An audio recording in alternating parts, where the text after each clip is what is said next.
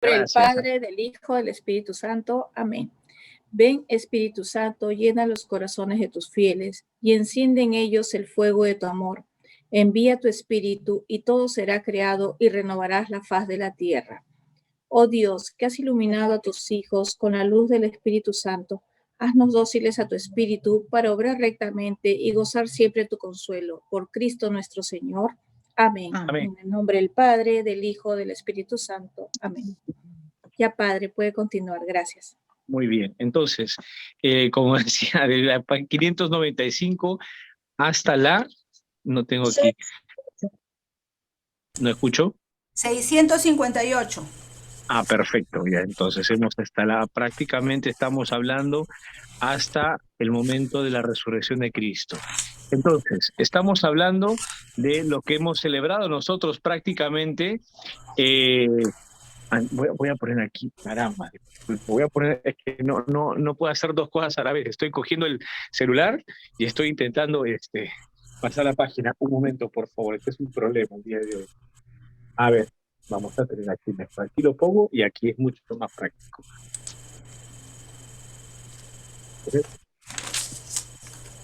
Ya está. Se ve bien ahí, ¿no? Sí. Sí. Ya, pues ya lo estoy, se cayó. Lo he sujetado con una cuestión aquí. Ya está. Ahí no se cae, ¿no? ¿Se ve bien? Sí.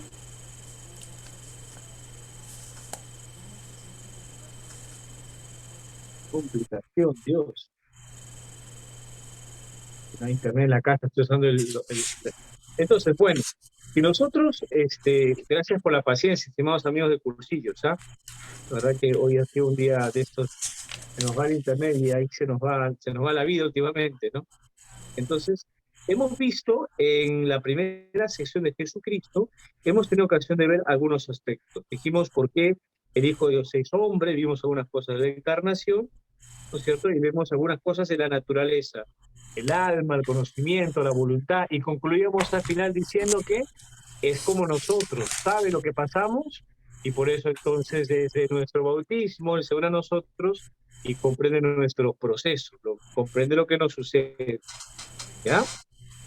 Y a continuación, entonces, deberíamos ver, si siguen ustedes el índice, deberíamos ver el artículo 4. En el artículo 4, el artículo 5, el artículo 6 y el artículo 7. ¿De acuerdo? Pero yo les he pedido solamente prácticamente una parte del artículo 4, ¿no? Una parte, ¿ya? Entonces, en primer lugar, antes de dar algunas ideas desde el número 595, hago una idea también del párrafo 1, Jesús de Israel, 160, la página 160, es decir, en los números 571 al 594. Hago un paréntesis. Edelmira me comentó que muchos de ustedes tienen el catecismo del año 92, ¿no es cierto? Sí. Es prácticamente similar. Hay algunos pocos números. Aquí en esta parte, no, les aseguro, ¿no? En unos aspectos de moral hay algunos cambios, pero de ordinario no, la numeración es la misma. De repente las expresiones pueden ser un poquito distintas. Yo tengo una edición española. Hay algunas ediciones aquí mexicano-colombianas que pueden ser un poco diversas en algunas expresiones, pero prácticamente es lo mismo, ¿ya? Entonces, antes de hablar de la muerte de Jesús, el catecismo habla del número 574, no puedo escribir, disculpe, ¿ya? Del 574 hasta el 594, en estos 21 números, el catecismo habla de cómo Jesús era un verdadero judío, cómo Jesús vivía insertado en una sociedad. Y aunque era judío, había algunas diferencias entre Jesús y ellos. Debo decirles, amigos, que lo que se encuentra en el catecismo en esta parte es algo muy interesante. Bueno, no vamos a revisarlo, simplemente esas relaciones que Jesús tiene con Israel, parte de Israel, pero a la vez es distinto en algunos aspectos, ¿saben qué? Son aportes del siglo XX.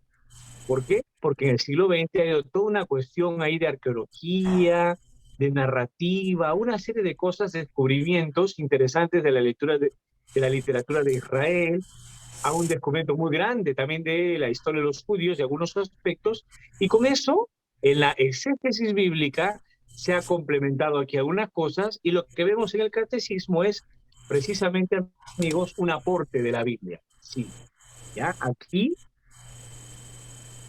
una serie de movimientos, de avances en la Biblia en el siglo XX han aportado cosas, ¿de acuerdo? La relación que tiene entre Jesús y la ley, por ejemplo, el tema de Jesús y el templo. Jesús participaba de la oración del templo, pero en un momento determinado él decía, yo soy el nuevo santuario. Juan 2, 13, 22, por ejemplo, ¿no? Cuando Juan, el evangelista, entiende que Jesús es el nuevo santuario, por ejemplo, ¿no? Pero Jesús participaba del templo y a la vez se diferenciaba. Y la idea es esta: Jesús es un verdadero judío, pero a la vez se va separando de Israel, ¿de acuerdo? De hecho, como judíos sabemos nosotros que a Jesús se le cataloga como un maestro, ¿no es cierto? ¿Sí? ¿Sabían eso? Un maestro muy particular, ¿ah? Porque debo confesarles que los maestros de Israel, ¿recuerdan ustedes el nombre de los maestros? ¿Algún nombre por ahí? No de personas, sino otro nombre que se daba a los maestros. ¿Alguno me puede decir? Rabí. Rabí. Rabino, rabí, claro, efectivamente. Y Raboní los le dijo maestros, amigos, también, por ejemplo, Raboní es mi maestro, una cosa muy bonita, un vocativo muy bonito. Y entonces los maestros de Israel tenían una escuela, tenían un ambiente, tenían un letrero, entiéndase la idea, no tenían algo ya establecido. Ellos recibían a los alumnos que querían inscribirse. Los alumnos se inscribían, iban a clases, ¿no? Y al final de toda la educación, la formación, ellos podían ser otros rabinos, otros rabís, otros maestros. Rabino es otra palabra, ¿no? ¿De acuerdo? Y podían superar incluso al maestro. ¿De acuerdo? En cambio, en el caso de Jesús, su didáctica es distinta. Él no tiene escuela, para empezar. En segundo lugar, no solamente no tiene escuela, sino que él llama a sus alumnos. ¿De acuerdo? Nunca el discípulo va a ser más que el maestro, como sabemos también nosotros. Para dar algunos rasgos diferenciales, por ejemplo, entre los maestros de Israel y Jesús maestro. ¿De acuerdo? ¿Se escucha bien? Sí. Perfecto. ¿Ya? Es que no los veo yo, la verdad es que no los puedo ver porque estamos aquí limitados. Y entonces, esa relación entre Jesús y la ley de Israel, ¿Jesús la cumple o no? Pero la lleva hasta las últimas consecuencias. Jesús va al templo, pero después se va a separar del templo, porque él va a decir que es el lugar de encuentro. ¿De acuerdo? Jesús cree también en la fe de Israel, vive la fe de Israel, pero la supera. Entonces, ¿qué relación, amigos, hay entre Jesús y Israel? Continuidad y superación. Perfección, esa es la idea. ¿De acuerdo? Jesús sigue los procesos de Israel, pero los lleva a su perfección. Esa es la idea que está en estos primeros números. ¿De acuerdo? Si leemos el 592, por ejemplo, dice eso. Jesús no abolió la ley de Sinaí, sino que la perfeccionó. ¿Ve? El 593, Jesús prefiguró su misterio en el templo. El templo prefigura lo que es Jesús. Si el templo es el lugar del encuentro entre Dios y los hombres, ahora los hombres se encontrarán en Cristo, para poner algún ejemplo, ¿no? ¿Estamos bien? Eso es lo que está en las primeras partes, ¿ya? De repente no acabemos el día de hoy, amigo, lo que estamos viendo. Ya les dije que tengo una reunión a las 8:40. Pero vamos a empezar entonces a hablar del proceso de Jesús, ¿de acuerdo? Y aquí vamos a ver algunas cositas. En el número 595 hasta el número 598 se habla de lo que encontramos en los evangelios, ¿de acuerdo? Y también el libro de los Hechos de los Apóstoles. Saliendo de esto, debo decirles que cada evangelio tiene una perspectiva particular, ¿ya? Y voy a poner dos, vamos a sintetizar esto en dos grupos, ¿ya? Para sintetizar lo que dice aquí el Catecismo de la Iglesia Repito, números 595, 598. 4 números. Los evangelios sinópticos nos muestran que las autoridades no quieren a Jesús. Y quienes van a entregar a Jesús son los judíos. Jesús va a ser el Mesías sufriente, que muere por los pecados. Parece ser de los judíos, ¿ya? Hasta aquí. Una cosa son los evangelios sinópticos, Mateo, Marcos y Lucas. Y otra cosa es el cuarto evangelio. ¿Cuál es el cuarto evangelio? ¿Recuerdan cómo se llama? Basilito. Juan. Perfecto. El evangelio según San Juan es distinto, porque nos muestra otra cosa. El problema no es solamente entre Jesús y las autoridades religiosas de Israel, sino el evangelio cuarto nos muestra de modo especial otro problema. Jesús y Pilato. Si ustedes revisan la Biblia, no lo vamos a hacer ahorita, pero prácticamente la mitad del capítulo 18 de Juan y la mitad del capítulo 19 habla de Jesús y Pilato. ¿Y saben por qué? A los evangelios Mateo, Marcos y Lucas les interesa ver que Jesús muere por los pecados de Israel. Sobre todo, ahorita les voy a concluir, no se preocupen, mientras que el evangelista Juan intenta ver las cosas de modo más grande, más universal, y por eso quizás el encuentro entre Jesús y Pilato marca la diferencia. Pilato le pregunta, ¿acaso tú eres rey? Y Jesús le dirá, tú lo dices, soy rey. Yo he nacido para esto.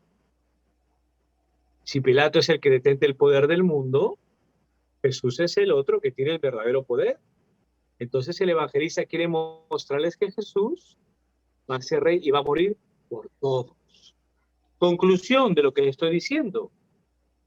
Los judíos no son, como dice el título del 597, los judíos no son los responsables de la muerte de Jesús, sino todos nosotros, ¿de acuerdo? Eso está en el número 597 y 598, ¿de acuerdo? Hay una serie de complejidades históricas, dice el catecismo en el número 597, pero los judíos no son los culpables. En los judíos estamos todos.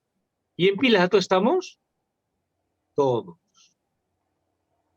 Hay un texto muy bonito de Juan 11:52, que no lo vamos a leer, en donde precisamente se dice algo de este tema, ¿de acuerdo?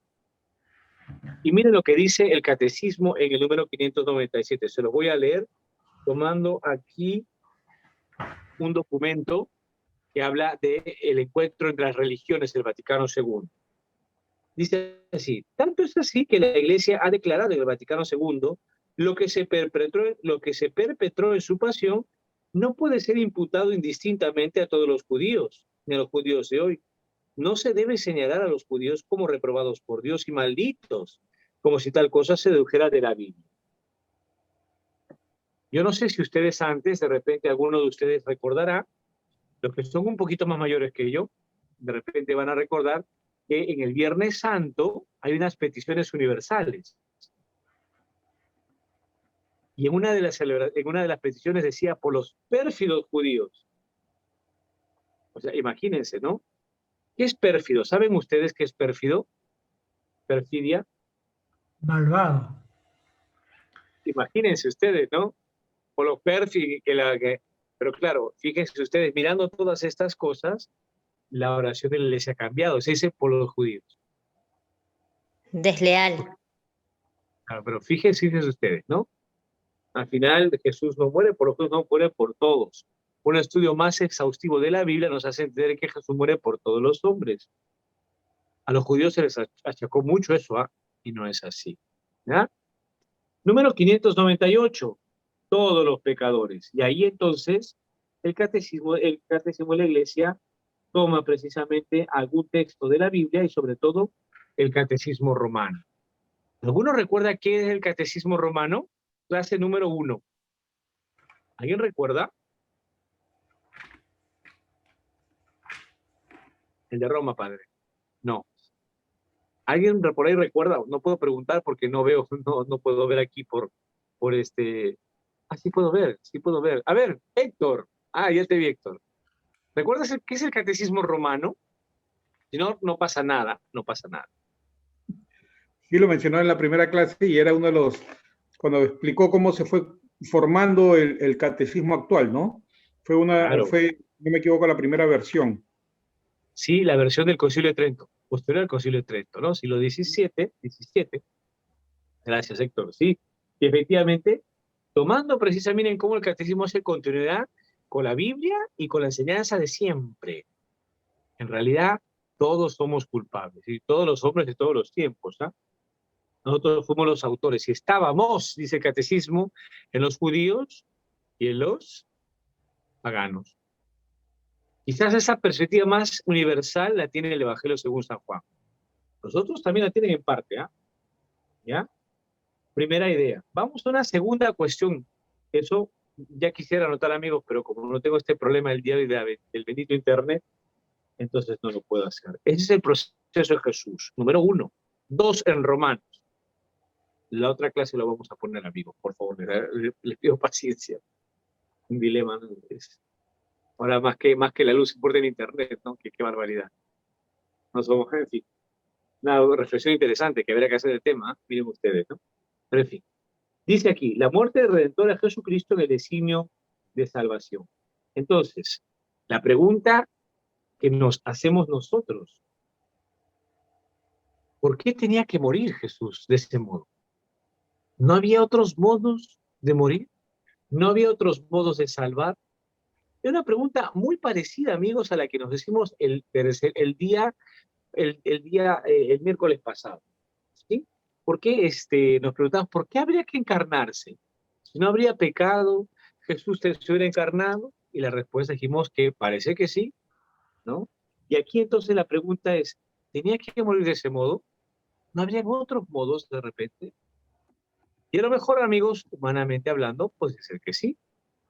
Ahora, si nosotros vemos más o menos esa obra de Cristo en todo el plan de Dios, podríamos decir que realmente el Señor había visto de algún modo, desde los profetas, que alguien tenía que realmente experimentar la misma miseria del hombre, en lo más profundo.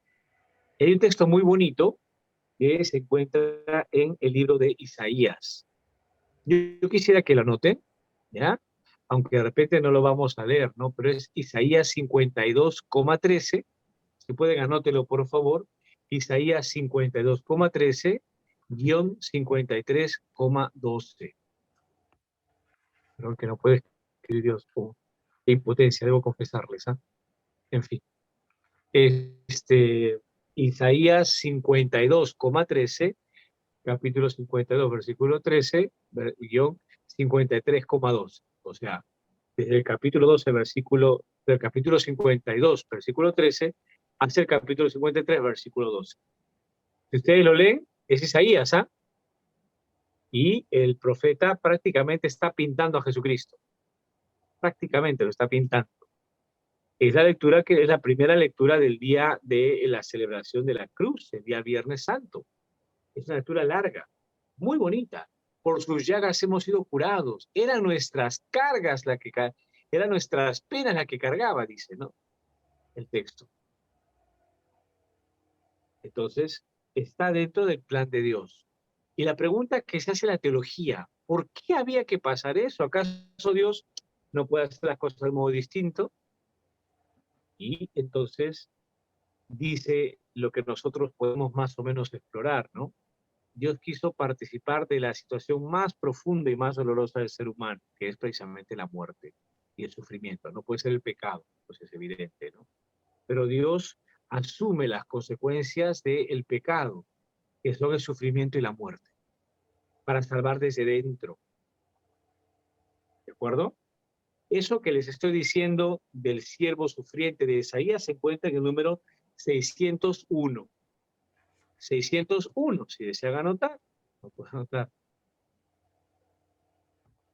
La muerte de Jesús estaba en el designio de Dios. Isaías 52:3.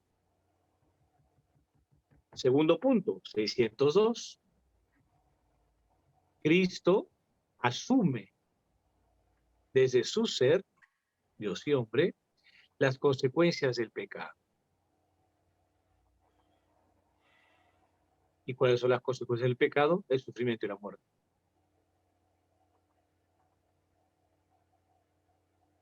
Número 3. Número 3, amigos. Números 604 y 605. Detrás de el sufrimiento y la muerte, el cristiano está llamado a ver la causa. 2 puntos. El profundo amor de Dios. Y para eso, amigos, eso está en 604 y 605. Y para eso hay un texto muy bonito. Hay un evangelio. El evangelio está entrando ya. El evangelio según San Juan. Yo les invito, amigos, disculpen que hoy día sea un poco accidental el tema, es que les comento, pero por favor no lo comenten. Ya lo que pasa es que como un señor y con algunas personas, unas 2 personas más, estamos preparando un taller de liderazgo para los jóvenes de Lima. Y estamos justo en eso, ¿no? Pues por favor no lo comenten, ¿ah? Un tema muy interesante, ¿ah? Pero en fin, estamos justo preparados hoy día. Me han avisado hace 1 hora. No estaba prevista, pero pues si lo vi, ¿por qué estar ahí, no? Entonces yo les invito, por favor, ¿ya? A que para la próxima reunión vamos a reorganizar un poquito el tema, pero veamos el Evangelio según San Juan. En el Evangelio según San Juan, les invito a que veamos del capítulo 13. Padre, pero ¿por qué el capítulo 13? Es la pasión. Es que ahí entendemos todo, hermanos. 13:1 incluso, el versículo 1, ahí está todo. Es el versículo más largo de la Biblia y ahí encontramos la clave. Pero les invito a que leamos ese capítulo 13, el capítulo 14 y el capítulo 15, amigos. Hay otras cosas que podemos leer, pero les invito a que lean Juan 13, 14 y 15. Y quisiera que vean algo. El evangelista Juan se pregunta, muy bonito, ¿ah? Y por eso lo pone en el Biblia, ¿no? ¿Qué hay detrás del dolor de la cruz? Y la respuesta es un amor profundo de Dios que se dona totalmente, ¿no? Y una prueba de la donación, un anticipo de la donación, es el lavatorio de pies. Por eso dice, ¿no? Antes de pasar de este mundo, la vida los vamos hasta el extremo. Entonces, y el lavatorio de pies es precisamente un preludio. Eso está muy bonito en el Evangelio según San Juan. El lavatorio de pies será la última cena, ¿no es cierto? ¿Sí? Entonces, miren lo que voy a poner, de que me cuelgue lo mismo.